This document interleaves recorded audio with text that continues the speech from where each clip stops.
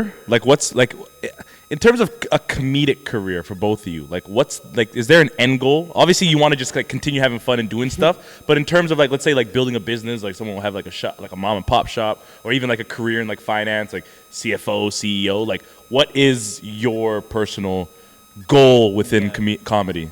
I want to be able to build up anything that's like, I want to be able to build up like Instagram, YouTube, TikTok to a point where I don't have to rely on anything from the industry.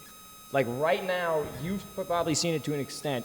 It honestly makes me sad seeing like so many like young comedians scramble to be on these like network shows or whatnot that like 70-year-old grandmas will watch. Like specifically Canadian ones, like so many young comedians, which honestly, if CBC's paying you, that's great. Like take all the payment you can get, like work for them. It's a good company. But it's crazy to see that be like career goals of people. Yeah, I'm like no disrespect to anybody in the industry, but like Just for Laughs isn't a flex anymore. Weirdly, yeah. Like I used to always watch Channel 57. It used to be a Channel 57. That's when Chappelle was. I'm dead serious. I remember Channel 57. Yeah. And back in the day, it used to be. That's where everything used to be. But like now, it's like I don't know anybody that watches stuff like that. Labels, aren't as much of a thing. That's it. Yeah. You don't need it. Like, it's going back to like the artist, which I'm so for. And also, it's like it's crazy to see the freedom with it. Yeah. Yeah, like to see like Andrew Packer and talk to him about it, where I see like his Instagram and like TikTok is to a huge point where he's like moving tickets, like people are recognizing him. For sure. And I'm like, you would have never gotten that if you did like Just for Laughs, Fresh Faces, Canada. Yeah, I'm like, yeah. no one. I have friends that have done that. No one gives a fuck about it. Yeah, and it's not that. It's just. It's not. You don't want to tear. You're not trying to tear down the actual medium, whether it's Just for Laughs, whether it's like Canada's Got Talent. It's just that the eyes aren't there anymore. Yeah. You have to. You have to go where the eyes are, and the eyes are on TikTok, YouTube, and then Instagram is obviously slowing down, but Instagram. Yeah. And those, if you dominate those three, you don't need anything else. No, exactly. You dominate YouTube by itself. You don't need anything. You dominate else. YouTube. You are set. Yeah. You are good to go. And then you do it on TikTok too. TikTok's. In Canada, it's a little different, like the States and other places where you can do like creator fun and stuff like that. It's a little different. But even then, like you can get notoriety and like ticket sales for locally from TikTok. But if you dominate just YouTube, it's game over. It's literally game over. Well, like, do you guys know like Stavros? Have you heard of Stavros Hakilis or something? He's like this.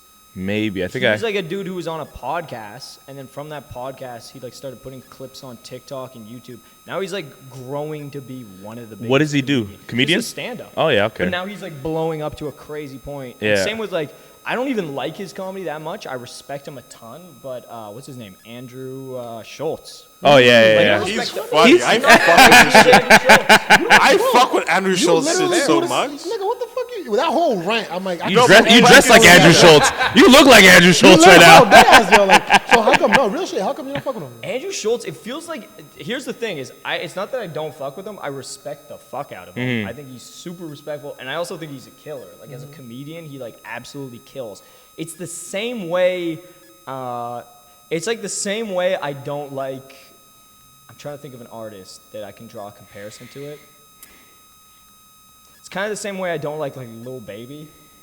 I can see that. You know, where I'm like, 100%, if you're into him, like, that's great. But, like, just for me, I don't really like the music. Yeah. That's fair. Know? But I'm like, but I can't deny the creativity. Or the success. Exactly. Can't deny the talent. Can't deny the success. Yeah. Like, that dude's got it. It's just not for you. No, I get it. Yeah. It's just like some of the stuff feels like played out. Like, I've watched a ton of comedy to the point where, like, I've seen some of his takes. For like, sure. It feels kind of like a played out. I totally agree. I think I like the unique. Yeah, you have to watch his podcast. I think he's his podcast. I don't know. His podcast is like I've seen a couple clips from his podcast, and his podcast is like a mixture of like him being funny, but like him also being like, I don't know, like not woke, but like try to be that like that guy. Like there's more to life than that, and like stuff like that. And it just a lot of it just comes off weird. Like trying, you know what's crazy when it comes to comedy? Trying.